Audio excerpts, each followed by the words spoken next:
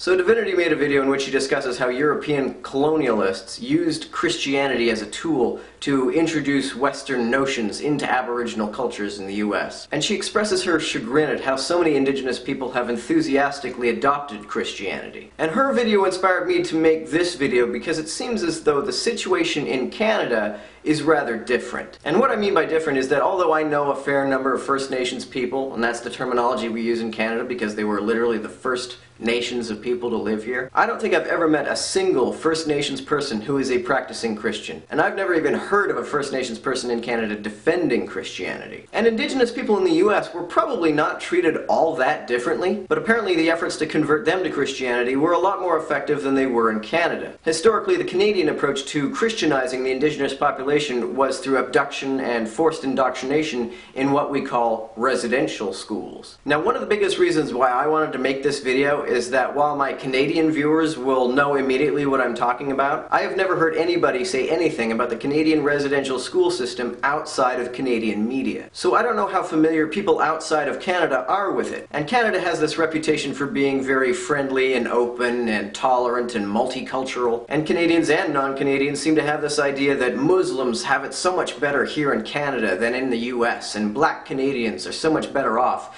than black Americans. But there seems to be this disturbing denial among Canadians and lack of awareness among non-Canadians of the absolutely horrific treatment of Indigenous populations in Canada. What's particularly disturbing about this is that I will hear Canadians who would be aghast at expressions of racism against people of African ancestry say the most explicitly racist things against First Nations people. The way Canada imposed Christianity on its Indigenous population was by forcibly taking Aboriginal children from their families, putting them up in boarding schools most commonly run by the church, and indoctrinating them into Christianity and European Canadian culture. These kids would be punished for speaking their own languages or practicing their own religions. The expressed goal of these programs was to assimilate First Nations people into European Canadian culture, which was a very cruel joke to begin with, because it's not as though once these kids were properly Christianized that they were automatically going to be accepted by white people in Canada. Christian or not, they were going to be treated with the same racism and contempt. And instead of effectively assimilating these kids into Western civilization, all they really did was sever them from their own cultures. They were taken from their own communities, they were forced to forget their own languages, and forget their own heritage. Once these kids left the schools and returned to their own communities, they returned to a culture that was now completely alien to them. Now, I don't mean to just pick on Canada, because there were similar programs in the United States, but there seems to be something about the way it was done in Canada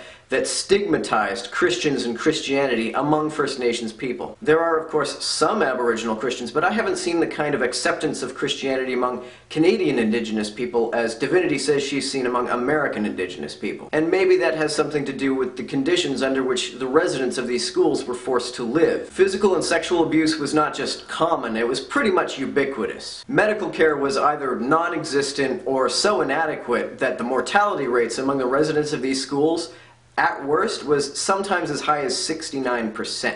And it was quite common that if you had kids in these schools and your kids died, nobody bothered to tell you about it. In some cases, these kids were just buried in the backyard. The problems in these schools were so bad that nowadays former residents of them are quite commonly referred to as residential school survivors. And what's so egregious to me about racism in Canada against First Nations people is despite the numerous government and church apologies for these schools and the extensive scholarship about the social effects they've had, there are so many Canadians who will still sneer at the drug abuse and alcoholism in First Nations communities as if they had nothing to do with it. White Canadians will turn their noses up at the spousal abuse and the violence on the reserves, but ignore the PTSD, and ignore the fact that the victims of these residential schools were robbed of any sense of identity they ever could have had, and sometimes even made to feel ashamed for trying to reconnect with it. First Nations people in Canada live in this Kafkaesque sort of cultural limbo in which no matter what they do, they are treated with contempt. Their problems are blamed on their stubborn insistence that they retain some of their Aboriginal identity. But even if they do try to become more Western, to get along in mainstream Canadian society, they're treated as if that's just not their proper place. White Canadians will often tell First Nations people, you know what your problem is? You're too native, you need to act more white. But the moment one of them tries to become a doctor or a lawyer or climb the corporate ladder, they're greeted with the attitude of, oh, isn't that cute? A native trying to act white.